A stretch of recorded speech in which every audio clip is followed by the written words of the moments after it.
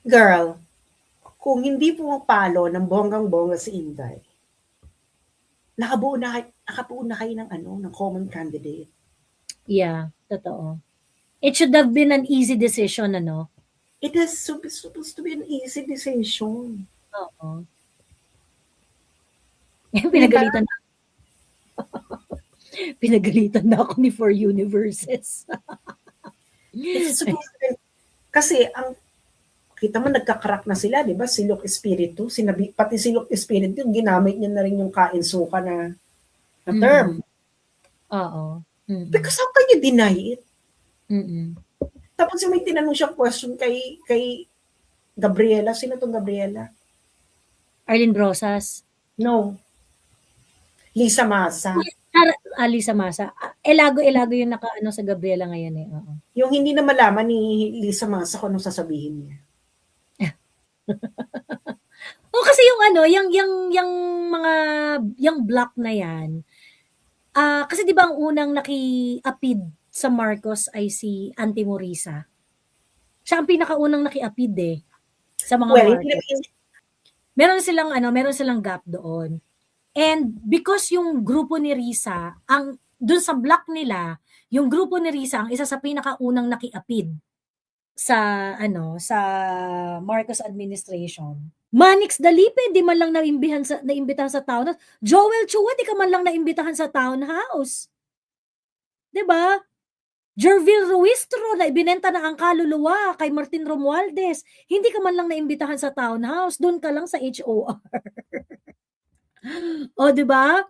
Paul Ortega, hanggang HOR lang din. O, saan ka pa?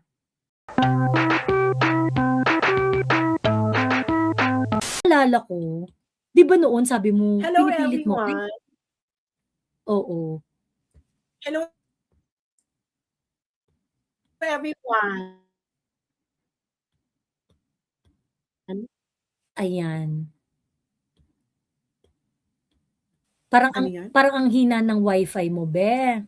Slow motion ka. Oh, ayan, malakas na. Gumagalaw ka na. Okay, ulitin mo yung sinabi mo, girl. Naalala mo yung sinabi mo sa akin noon? Yung bonggang-bonggang nagkaroon na ng mga bonggang-bonggang EDCA sites sa Pilipinas. Sabi mo, be, umalis ka na ng bansa. Oh. Wala lang. Dami ng kano dito, be. Nasa CDO na sila. Well, I think they're preparing for ground invasion of Iran. That's all there is to it.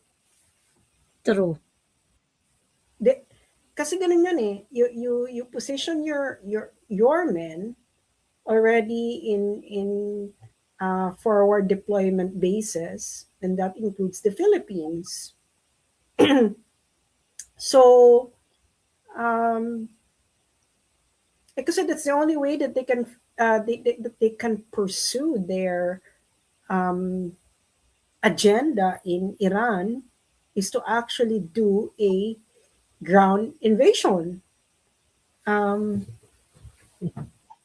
Whether it's going to be successful or not is another matter, but I think that they're heading towards there, no?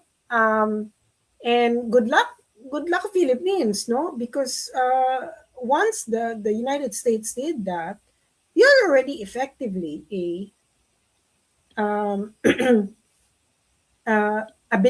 you will be considered as a belligerent by Iran. Oo. Totoo. As simple as that. Ano bang sabihin ko? May confirmed ba na refueling station yung EDCA sa Cebu?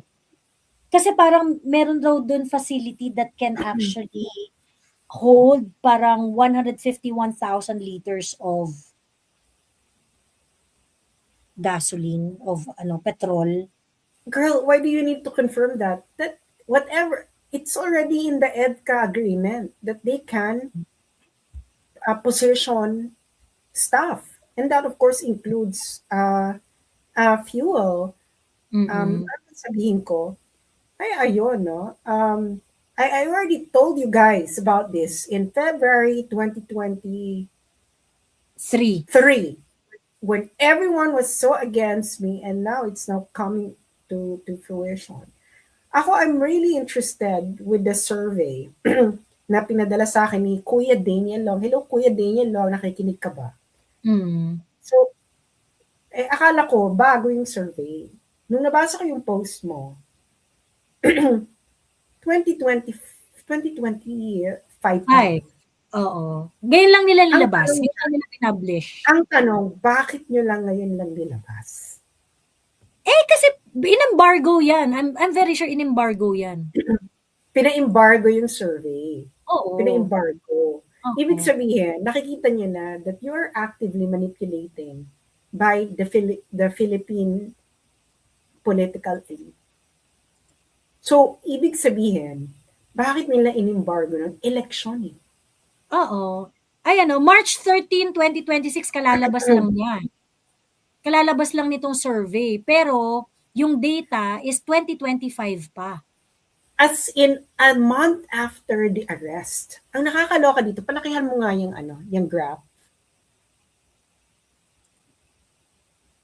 Ang nakakaloka dito, mga friends, I think Joey already demonstrated this. No? The collapse of the support. Look at, and this deserves an explanation. Okay? Noong March 2024, sabi nila, okay bang imbestigahan patungkol?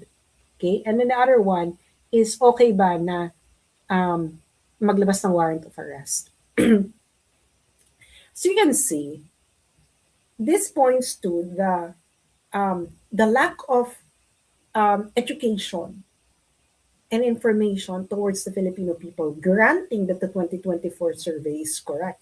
Huh? Kasi, malay mo, ang akala lang nila is investigation na walang consequence.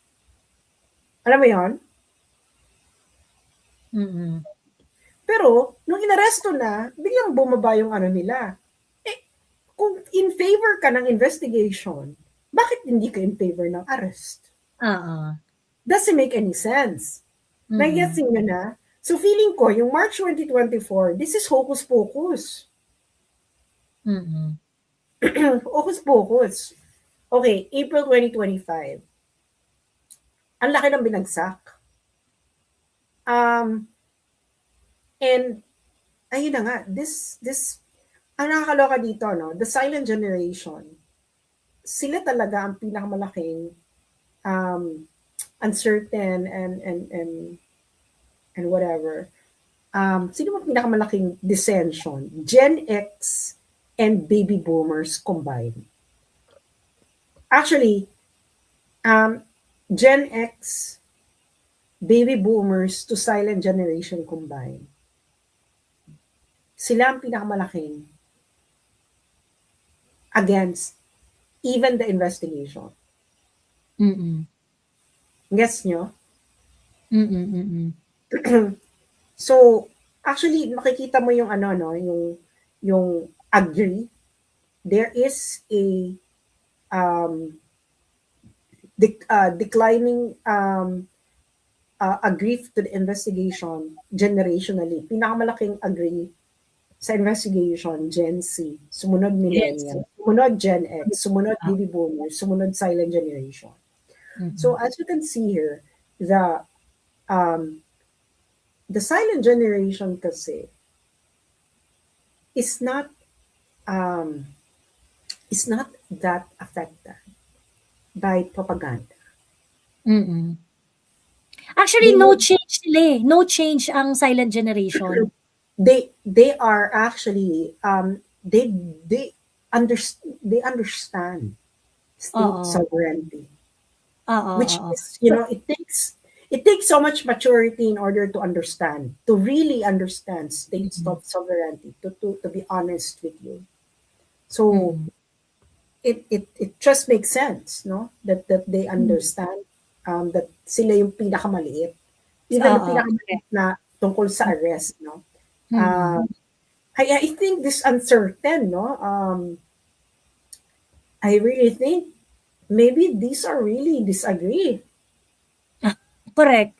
Yung ano dito, yung ang telling dun sa silent generation is bumaba yung agree. Kasi halos na-divide into half eh. Pagkatapos, yung sure na silent generation, no change siya eh. Kasi plus minus 2% tong survey na to eh, yung margin of error niya eh. So Yeah. basically, no change yung may position na. Yung may position na sa issue na to, no change talaga sila. Ang critical dito sa data ng silent generation is that na-cut into 50% yung support doon sa ICC investigation, and many of them went to unsure. Yeah, but I think the unsure is disagree. Oo. Oo, oo. Ano bang hinihintay mo Oo. and dito makikita, no? The Gen Z, bakit bumagsak ang support ng Gen Z? Grabe yung binagsak ko. Ang binagsak ng support, girl, ay 39%. More than half. More than half. Millennials, almost half. Gen X, almost half. Baby boomers, ang pinakamaliit na binagsak. But still, pero if you're gonna look at it, 58 to 30, yung disagree, alam mo yon na it has changed a lot. And this is only after the arrest. 1 month. Oo. 1 month after the arrest. Hindi nila to pinakita. Yeah. And there is a reason for it. They know that it was a very unpopular move. And then they were in denial. And they do not want it to be validated by data at that time. Yes, exactly. Na gusto lang nilang sabihin na mga DDS lang ang galit. Correct. Oo. Ganun naman sila parati. Naku, mga DDS lang yan, mga DDS lang yan. But the thing is, di ba sinabi ko na sa inyo, yung mga ganyan-ganyan nila, they're just saying it publicly na ganyan. Pero they have in-house survey of what's really going on. Alam na nila. Why do you keep on attacking DDS? And then, kaya nga di ba, parating nilang, kita nyo ang mga parating nilang, ang ginagawa kasi nila, in order to be unattractive sa Duterte supporter, what they do is to actually besmirch actual Duterte supporters. Naku, mga bobo yan, mga ganito yan, mga ganyan. And this is actually a psychological strategy. You know, kasi nga, they are trying to exploit the natural tendency of human beings to gain affirmation externally. Okay? So, ngayon, dahil pinulit-ulit na yung propaganda na, naku, yung mga DDS, ganito, ganyan, ganito, lahat na lang pinakapangit na adjective sa mundo. Pag mag-usap-usap na kayo, ng mga kabarkada mo, pag nagtanungan na bigyan, sinong supportahan mo? Yung iba, pag alam nilang mga kakamping yung mga nakapalibot sa kanila, they might just as well na, ay, kakamping ako. Because that's what you call peer pressure. Pero the thing is, at the bottom line, wala namang peer pressure pagdating na sa pagsusulat sa balota. Correct. Ikaw na lang nakakaalam nun eh. Oo. Mag-isa ka na lang eh. So, that's what they kept on doing, no? They're making it unattractive psychologically in order to acknowledge yourself as a Duterte supporter. But that strategy is actually incorrect. No, it actually makes it's laughable and comical in a lot of ways, and they're grasping on something that won't help them. Now, if this is the sentiment of the Filipino people in March, in April of 2025, God forbid na may mangyari kay PRRD, before 2028, you probably have a coronation. Wala naglalaban. Sasayaw ka na lang ng pera. Mm. Kasi, nakita mo na, the public sentiment is overwhelmingly against you. True. And, ito yung ginawa sa tatay, ha? Paano pa yung ginagawa kay Sarah? Oo, hindi pa naka-factor in. Correct. And feeling ko, hinuhocus-pocus din nila yun. Ako, maraming agree. Yung tatay nga ang pinaka ginawa niyo ng monster sa Pilipinas, ganito yung kay Sarah. Ibig sabihin, the Filipino people are not stupid. Oo. Okay, they're not stupid. They are silent because they would like to preserve friendship. They would like to preserve whatever. Okay? But the thing is, they know what they want. Mm-mm. So, grabe yung ginawa dito ng survey company na 1 year after ng survey, saka mo nilabas, it's no longer relevant. Ito daw talagang hinahire na survey company ng Malacanang. Hinire na yan. Mm-mm. Kasi parang at the moment, according to a lot of PR kinembular, yung WRN is the gold standard daw ngayon ng survey because of their methodology, kinembulat, ganyan. So they are usually commissioned to do certain surveys. So I think because they are reputable survey firm, ang naging diskarte is kung meron silang survey at hindi paborable, pwede ba wag na lang muna i-publish yan. Ganun ang labanan. Ayun. Saka mo na lang i-publicize yan or whatever. Ay, girl. Mm-mm. Pareho lang pala ng question yung March 2024 at April 2025. It's about investigation. Investigation. Kaya nga yung total nila, sinimplify lang nila yung question Do you agree or disagree with the ICC's investigation and trial of former President Duterte? It's the same thing. Yeah. Mm-mm. So, investigation and trial, no? Investigation and trial. Ang tanong niya, bakit nagdoble-doble yung disagree sa Gen Z? Mm-mm. What drove them?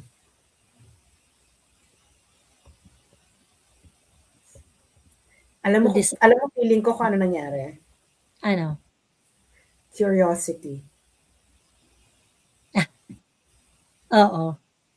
Kasi, when you're, kasi nung and curiosity peaks when there is a crisis. Yung bigla ka magre-research, ano ba to, ganyan. Feeling ko, nag-research tong mga to about ICC. After the arrest, Yeah.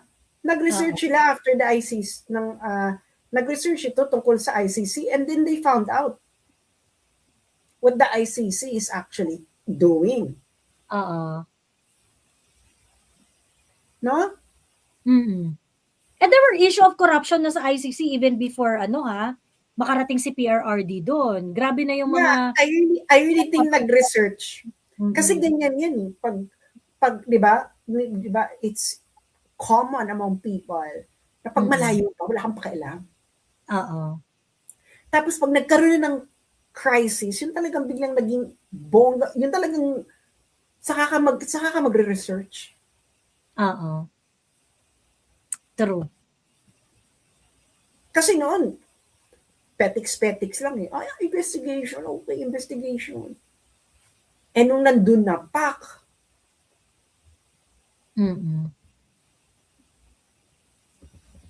True. Ayun. Ayun na nga eksena ng buhay. There's not, Kaya nahihirapan sila. Now we know bakit sila nahihirapan na magkaroon ng common candidate. Na magkaroon ng common what? Sorry. Candidate. Candidate, oo. Hindi, at saka hindi nila hindi sila makatawid dun sa, yung within the fold of anti-Dutertes, hindi nila ma-maintain yung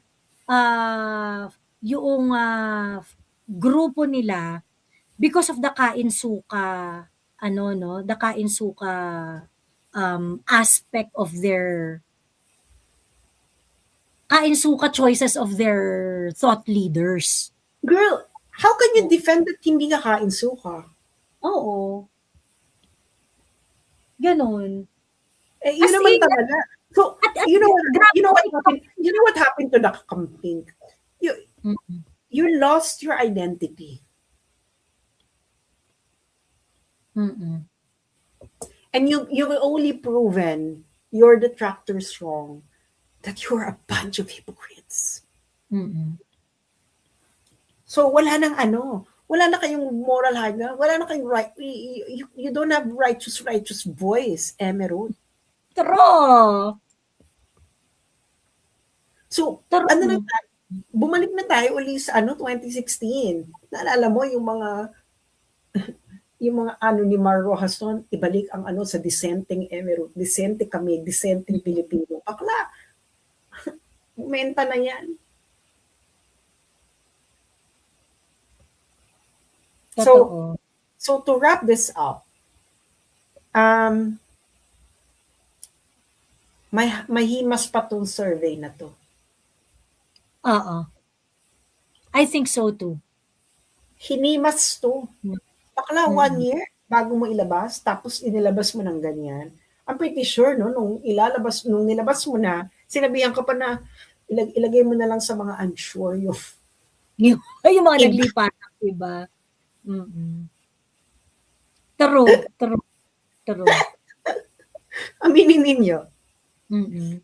Ilagay nyo na lang sa unsure. Para kunwari, Emerald. Ang chikan, hindi ko alam kung narinig mo rin tong chikan na to. Doon sa preference na survey. Yung satisfaction, hindi pala preference survey.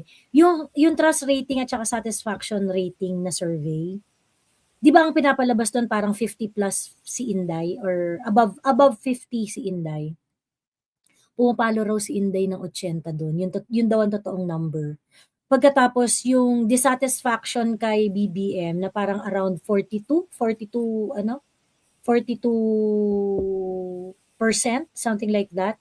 It is actually 28.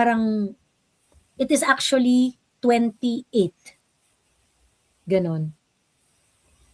Lower than that daw. Girl, kung hindi pumapalo ng bonggang-bongga si Inday, nakabuo na kayo ng common candidate. Yeah, totoo. It should have been an easy decision, It is supposed to be an easy decision. Oo. Pinagalitan na. Pinagalitan na ako ni 4 Universes. It's supposed to be, kasi kita mo nagkakarak na sila, di ba? Silok Espiritu, pati Silok Espiritu, ginamit niya na rin yung kain-suka na term. Oo. Because how can you deny it? Mm-mm. Tapos may tinanong siyang question kay Gabriela. Sino tong Gabriela? Arlene Brosas? No. Lisa Masa.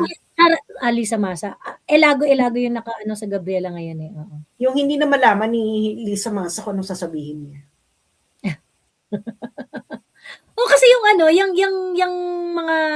yung block na yan, kasi di ba ang unang nakiapid sa Marcos ay si Auntie Morisa? Siya ang pinakaunang nakiapid sa mga Marcos. Una-una, yung alliance nila, ang Akbayan at Makabayan Block, magkagalit yan. Na yan, oo. Tapos, pero isang block pa rin sila. Kumbaga, against the whole world, nasa isang block pa rin sila. Pero within their circle, hindi sila good sa isa't isa. Hindi sila good. So Oo, ngayon, hindi kaya nga ngayon, halimbawa si Risa magiging president, hindi niya susuportahan ng yes, kabayan. suportahan ng oo, correct, correct. Kasi ang tawag dito, isa sa nagpalawak ng odds ng block na 'yan sa isa't isa. Meron na silang ano, meron na silang gap from the very, very start.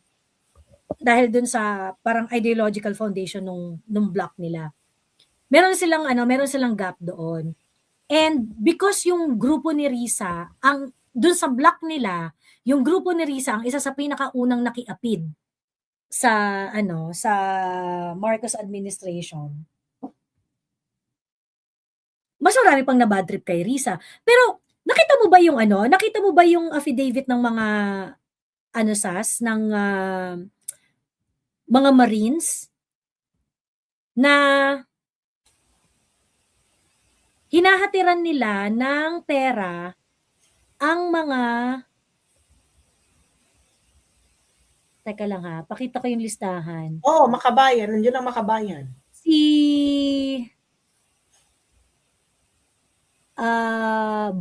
Arlene Brosas, sa HOR mismo, at nagkikita rin sila sa Manila Polo Club. Nakakadiri kayo, makabayan. Franz Castro, dinideliveran ng pera ng maleta sa HOR at sa Polo Club din. Nakakadiri kayo. Talagang mga anti-kapitalista tapos nandun sa Manila Polo Club. Oo, sa Polo Club sila. Kasi Raul Manuel sa HOR at sa Manila Polo Club as well. 'Di ba? Bex, yung mga ibang mga kain-suka, yung ibang mga tuta dito ni Martin, hindi man lang nakatapak ng townhouse ha. Pero itong Makabayad Block, nandun sila sa townhouse.